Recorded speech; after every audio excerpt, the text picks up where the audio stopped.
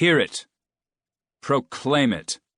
The sundered realm is made anew, the shattered gem whole once more. Upon the dales of Sekigahara east of the great lake Biwa, a tower of 30,000 heads stands in testament.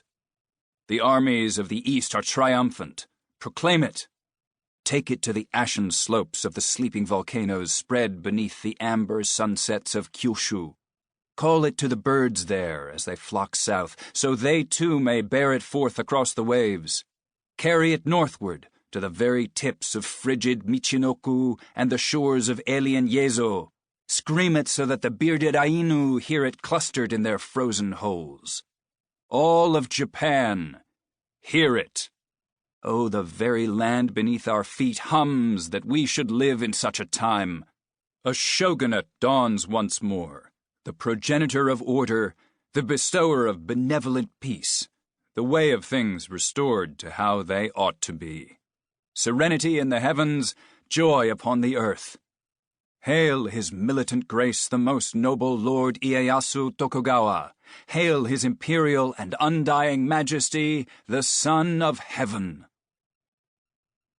Swords at his sides, armor heavy upon him, onward Benosuke Shinmen walked in solitude.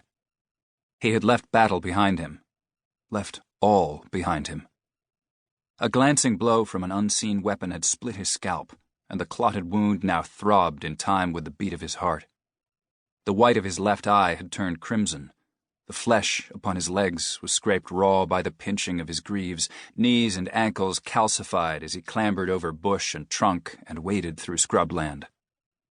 But he was alive. That alone was important, he knew now. He smiled as he suffered. Sekigahara, his enlightenment. What things he had endured that day. Rout and defeat and the slaughter of those men whom he had called comrade for 2 years. The army he fought for was vanquished. The powers that army served laid low. But it was not a defeat for him. Not for him himself. He had fled the battle, and yet no words like coward, nor any sense of shame at all occurred to him, because he knew that he had not left in base terror, but rather because his eyes had finally been opened. He had seen hundreds of samurai killed, thousands, and in their bleak end spread before him he had realized the futility of servitude to callous lords who sought nothing more than selfish power. Thousands of men bringing their own meaningless deaths down upon themselves through the act of choosing to follow these lords, choosing to obey them, and even more than that, thinking such things glorious and proper. This, the way of the samurai. Not for him. No longer. This Benosuke had sworn to himself in the midst of the carnage, and he swore it to himself again now 1,000 times over. All lords, all thought of service or deference to them, he had left behind him to die alongside all those who thought such things righteous. The revelation was profound. He walked through wilderness, headed for nowhere, but such was his rapture that he did not care. He was choosing to go. He alone. Benosuke hauled himself up slopes, pulling at roots and creeping vines where he could. The gold leaves of autumn sighed deep around his feet. Hours passed. Gradually the pain from the wound on his head grew worse. His vision began to blur, and eventually he vomited. Clouds were gathering above, threatening a great rain. He looked up at them in the dimming light, but they did not seem to him foreboding. They were there, as he was here. Neither had any right over the other. With no energy to go farther, he simply sat and watched as they darkened and burst, and as he felt the drops fall upon his brow, he did not run for shelter.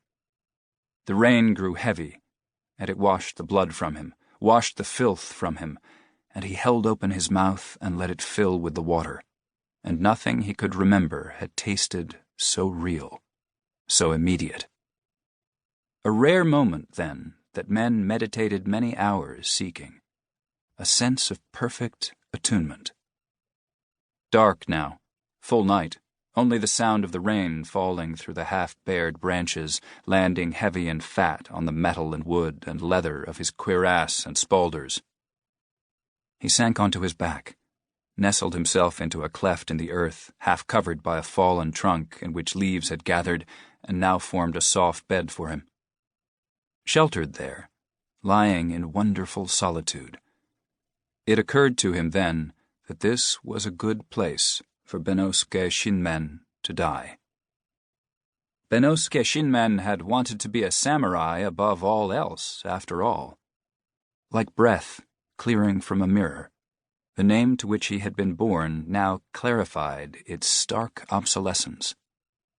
No, what he had done was choose to live, and in that choice redefined himself.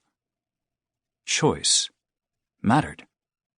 There was a name that he had used that until now he had worn only as disguise, but it seemed to him natural to become this name now, because, ultimately, it was he who had chosen it for himself. Musashi Miyamoto. It felt good. It felt right. In the darkness, Musashi smiled. Sleep came soon, one that he knew he would wake from, and for that time, all was well.